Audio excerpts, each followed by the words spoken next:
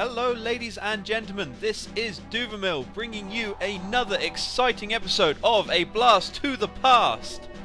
As you might have guessed from that rather epic opening sequence, this is GoldenEye for the N64. Jumping straight in, I felt like playing it on easy, just because I felt like showing you what it really can be like when you get down to it. So, this is the lovely shiny mission and opening select screen. You can select mission, single player campaign mode, multiplayer, as I'm playing it on an emulator with only one controller, not really much multiplayer, and then cheat options. You're going to jump in here. Cheat options you unlock by doing certain things, certain objectives, time trials, everything else in the game. Interesting thing is, you don't know what they are until you do them. This one, I believe, is for completing the 3rd level in under a certain time. I'll show you, because that's the easiest one to get, to be honest. Multiplayer, I mean, I could talk all day about the multiplayer for this game. This is one of the best FPSs you could ever see. I don't care that it was for the N64, it's ancient, yes, it looks horrible, yes, but it is still the most enjoyable first-person shooter I think I've probably ever played. You could set Black Ops next to it, and I would still probably pick this one. All the people out there are now going, ah, Black Ops, you fiend! But, yeah, it was an example. Shush your noise. Right, this is your mission select screen. The missions you've completed are shown up with the level selects. And then down here is all the other ones you can go through. I'm just going to jump in, very first level, let's go. You get 3 levels of difficulty, Agent, Secret Agent, and 00 Agent. This one is a piece of piss. Really, there is no difficulty to it whatsoever. And these two get steadily harder. That one, you're talking multiple shots to kill stuff and you die instantly. It's fun, it's challenging, but it's not going to make very much for a good video if I keep dying every 30 seconds. So I'm going to wuss out. We're going to go Agent. As you can see, there is only the single objective. For the higher difficulties, you'll get more objectives. I'll show you one of them, just because I know where it is. And then we're just going to jump straight in. Actually, that's a lie. We're just going to keep going for a second. With each mission, you get various background information for this. It's very boring, to be honest. You get all sorts of rubbish. This is all for the GoldenEye film, so if you've seen that, you know what's going to happen.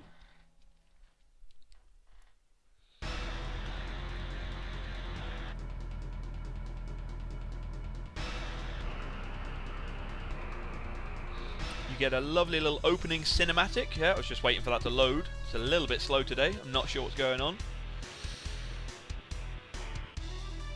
Zooms you in to your starting position. We're going to skip that because it's fairly interesting. And there we have. Here we have your generic view. For the N64, you had the single joystick and then the C buttons for your movement. As I'm playing this on an Xbox 360 pad, I've got them mapped to standard FPS controls. Left joystick moves and strafes, right joystick looks around. However, game's not designed for this, so occasionally the controls will spaz out. I'm not that useless at this game, but occasionally I will be aiming at all sorts of rubbish. So, I'm just going to go play for a bit, really. The enemies are in this game. You shoot them in the crotch. They will sit there and grab their crotch. You'll shoot them in the neck. Some of the death sequences are beautiful. And their sight boxes, while not brilliant, at the same time, if I get very much closer, that guy at the other side will see me. So it becomes a bit of a challenge trying to make place as a spy and be stealthy. To be honest, it's easy, so screw that. Run in, kill him straight away. 2 guys over here. The pistol's fairly accurate. It'll go where you shoot it. It says missing. But yeah, as you can see, fairly general controls. You shoot them in the arm, you shoot them in the ass. They'll do all sorts of weird stuff. What's quite entertaining, you'll shoot... When you shoot someone somewhere, I was hoping to show you on that guy, but they disappear fairly quickly. You will get lovely red blood marks, which is quite entertaining, so you can actually see where you're shooting them.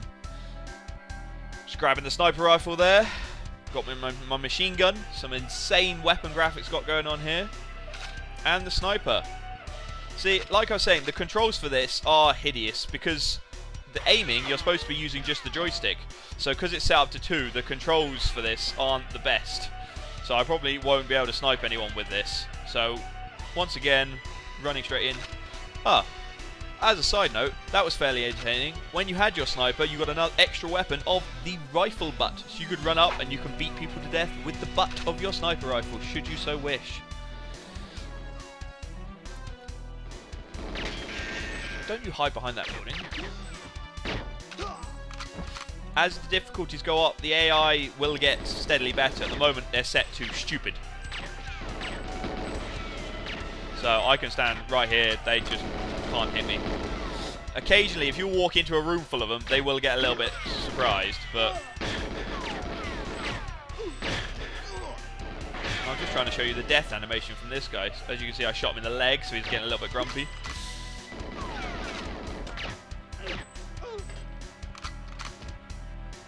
The models are fairly well done for such an old game. I mean, come on, it's the N64. They were never going to be brilliant.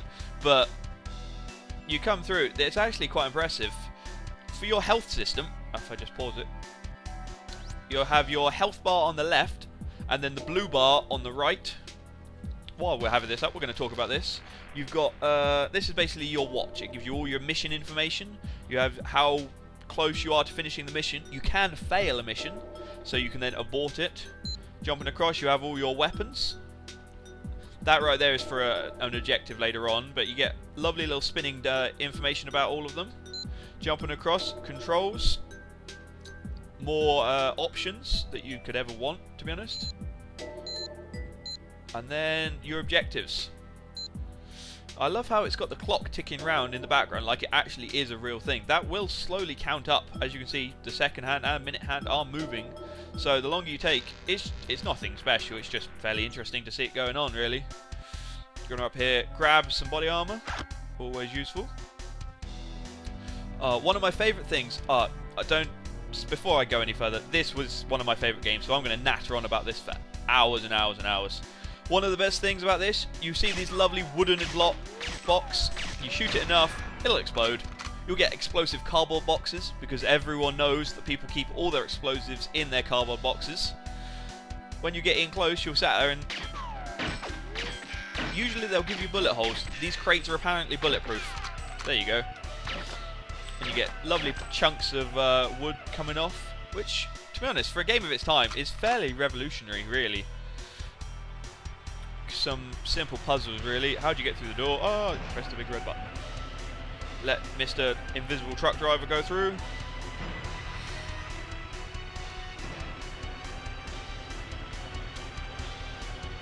It is possible to die because that thing will squish you if you get stuck in there, which is less than helpful. Go in, kill that guy before he goes sets off the alarm. Die. Now, in here, you'll find a green guy and a brown guy. The brown guy being the officer, and he has one of the best weapons you will ever see in a game in a million years.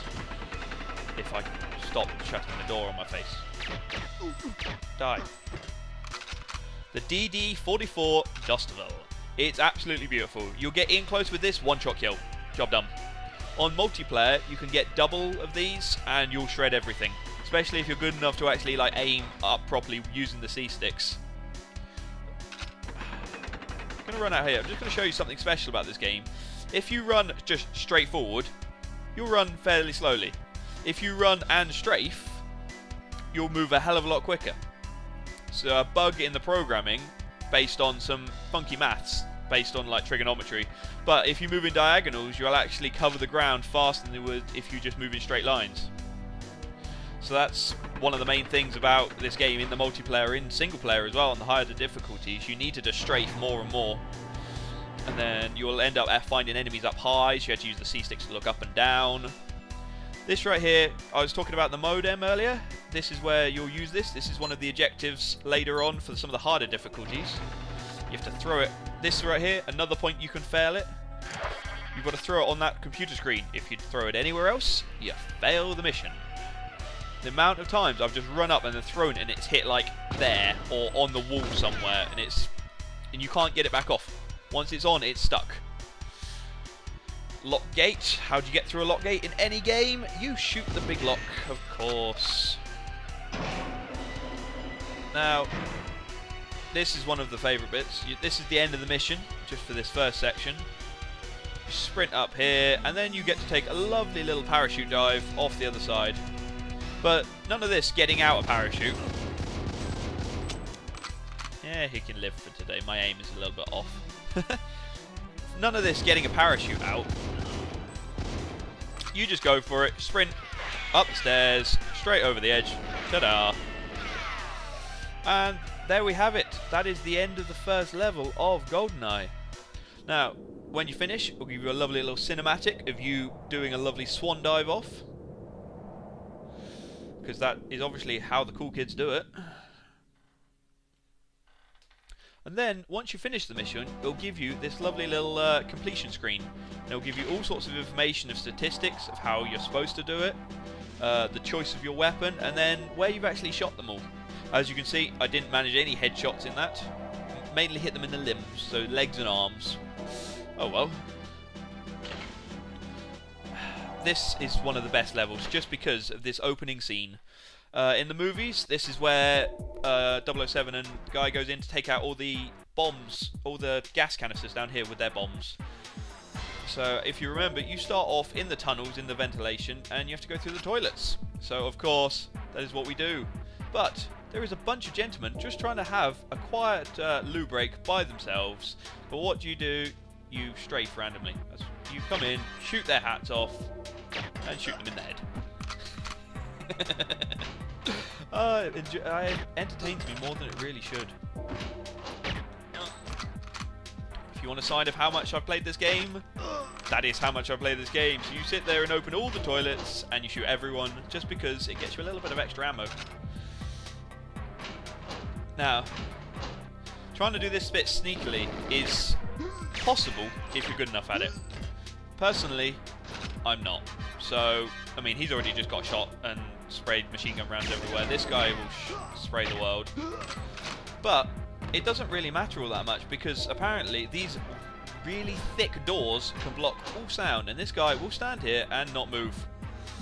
But we need to shoot him, because if I can aim at his head. Very careful. Even with the joystick, this aiming system... Oh, screw it. This aiming system was hideous. That was probably one of my major complaints. This rectangle, this aiming reticle was horrible to try and use. The sniping was hideous. So most of the time, you end up running around with a machine gun, and any sort of like long-range fighting was down to luck more than anything else. But we needed him for his keycard. I'm just going to head around, take out some more of the guards. You end up doing that, strafing around corners. I'm fairly sure there's a man here. That's the thing, they all have their patrol paths. So these guys will move around slightly. Not all that much, to be honest, but it's enough to get them slightly off when you're trying to take them out. Here we are. This is your average cardboard box. It's just chilling, not doing a lot, but obviously they pack it full of grenades. You get too close to explosions, they will hurt you, as explosions tend to do. But that's what we needed the keycard for, to get through this room. Trying to be commandos, doing commando rolls just because they can. Now we have a security door, so you have to hit that button, run all the way around, grabbing the body armor on the way, of course, and cheese it round into this room before that door shuts. Now, normally you'll tend to run straight through, but these guys will then shoot in the ass, which is less than helpful. So if you ever play this, please remember to shoot them.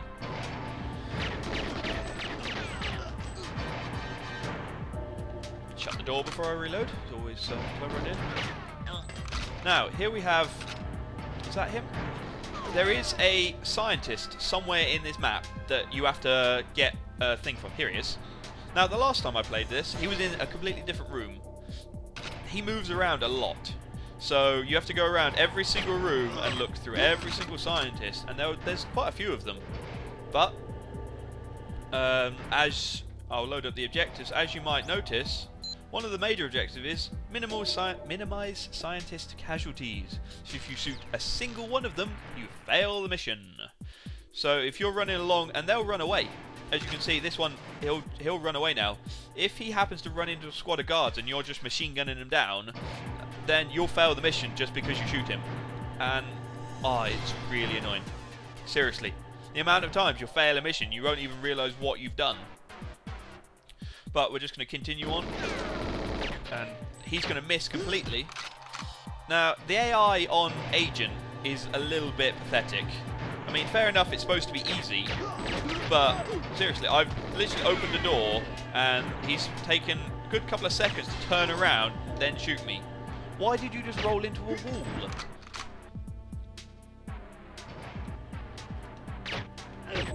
They are the most useless guards I've ever seen.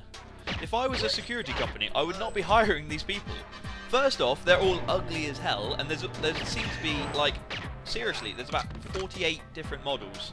But this guy seems to have hired the same man about 20 times. Right, going to continue on. We're going to finish this mission, and then I'm just going to jump in and show you the cheat mode I've got running at the moment. Well, I will have running. DK heads, because it's always quite funny. Playing it in multiplayer is a bit of a cheat, but it's still fairly entertaining.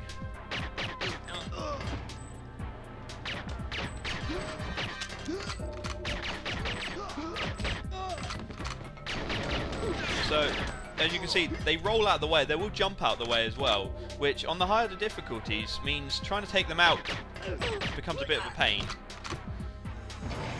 But, here we go. If you remember from the film, this is a fairly good reconstruction. Fair enough, it's N64, so it's not going to be the best one. It's not going to look in HD. But, I mean, from what they can do, they've managed it quite well. So, we're going to grab out our mines. Throw them around. Try and get enough of a spread. It only gives you 5, and there's about 20 canisters. So, trying to get them spread out enough so everything explodes. And then also, wait for him to walk away. Because he's stupid, he will sit right in the middle of all of them. Right, as you can see, the objective has been completed. If you don't see that, you have to then run around and shoot them, all of them. Out of here pops 1,000 guards. You can sit and shoot them, but as you can see, the gas, and my character's coughing, so we will eventually die from gas.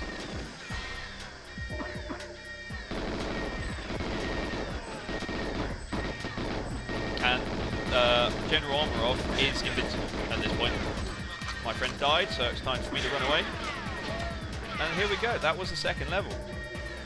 Very carefully walk into the vent, even though there's 1,000 men shooting at him. Right.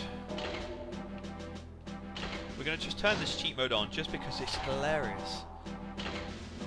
As you can see, you get cheat select mission. It won't let you play anything new. So if you're trying to turn, say, infinite ammo on, you won't be able to finish the game or anything like that. Yes, there is infinite ammo. There's God mode. There's God knows, get unlock all weapons, unlock tank. Yes, you can drive a tank, but we're just going to load this one up.